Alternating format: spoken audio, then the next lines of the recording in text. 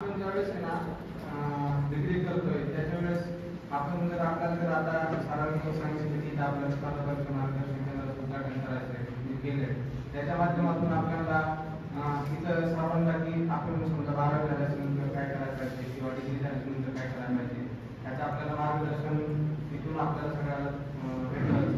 त्याच्यानंतर कसं की कमी म्हणजे आपल्याला योग्य वेळेत जर ते एखाद्या गोष्टी कळली तर आपण ती गोष्ट लवकर करतो. काही वेळेस आपल्याला काही गोष्टी कळत नाहीत.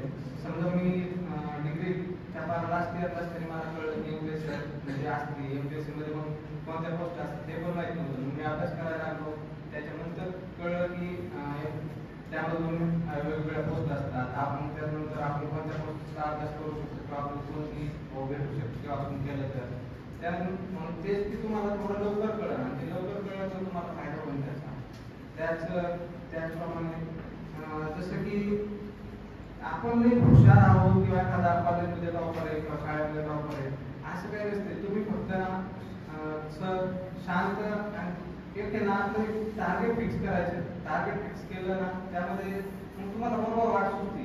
जर तुमचं टार्गेट नसेल किंवा आधी पोलीस भरती केलं ते किंवा आधी सर्व सेवा केलं ते किंवा आधी एमपीएससी एखादी त्याचा अभ्यास केला तर असं हे सोडून ते सोडून जर केलं तर सहजासहजी कोणती गोष्ट भेटत नाही. तुम्ही एक गोष्ट जर फिक्स केली आणि त्या गोष्टीचा पूर्णपणे जर मनातून जर तुम्ही ताकद लावली ना तर ते मिळवणं काही अवघड नाही.